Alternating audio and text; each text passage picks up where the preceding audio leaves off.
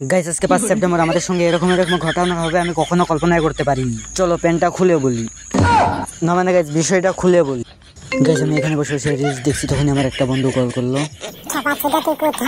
আরে বান্ধবী, সরি না মানে বন্ধু, আমি তো বাড়িতে। বল কি বলবি? আরে বন্ধু একটু দাঁড়া, আসছি। আর হ্যাঁ, আজকে কিন্তু সুন্দর একটা মেয়ে পটিয়ে দিতে হবে কিন্তু। তারপরে গেছে আমার চুড়িদার, নাইটি, প্লাইজু, না মানে গেছে লং প্যান্ট, শার্ট, প্লাইজু, সরি গেছে চশমা। তারপরে গেছে বের হয়ে আমার বোনকে বলছি, বোন তোর কেটিএমটা কোথায়? আরে আমি তো দেখিনি। তারপর গেছে আমার বোনের কেটিএমটা দিলাম স্টার্ট। তারপর গেছে কেটিএমটা নিয়ে হালকা করে বাড়ি থেকে বের হয়ে গেলাম।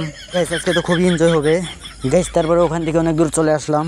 সবার প্রথমে আমি যে বান্ধবীটা ফোন করেছিল তাদের বাড়িতে যাব গাইস। তারপরে আমি চলে আসলাম আমার বান্ধবীর কাছে, তো এটা আমার বান্ধবী। গাইস তারপরে আমরা দুই বন্ধু মিলে একটু ঘোরাঘুরি করছি। আরে সালা, এখানে তো একটাও মাল নেই।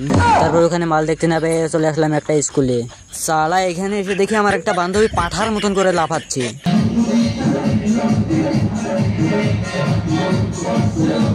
তারপরে তাকে সঙ্গে করে নিয়ে এক জায়গায় যাচ্ছি, মানে ওখান থেকে আমরা অন্য একটা পার্কে যাচ্ছি।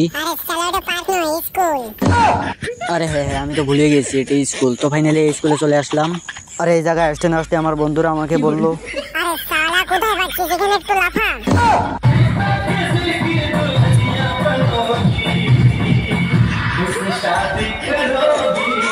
গাইস আসলে আমি অতটা ড্যান্স পারি না। তারপরে আমার বন্ধু বান্ধবীরা আমাকে একটু বলার কারণে একটু আমি লাফাচ্ছি। আরে সালা, লাগা মিউজিক।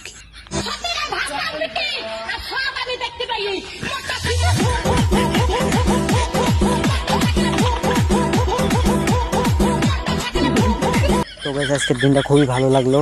তো আজকে এখান থেকেই শেষ। আর হ্যাঁ গাইস, আজকের দিনটা যদি খালি একটা গার্লফ্রেন্ড থাকতো তো অনেক ভালো লাগতো। গাইস আমি বর্তমানে সিঙ্গেল আছি, কারো যদি লাগে তাহলে মেসেজ করবে। তো গাইস আজকের দিনটা খুবই এনজয় করলাম। তো বাই বাই আজকের জন্য। তো দেখা হবে আর একটা নতুন মিনি ব্লগে। Bye bye.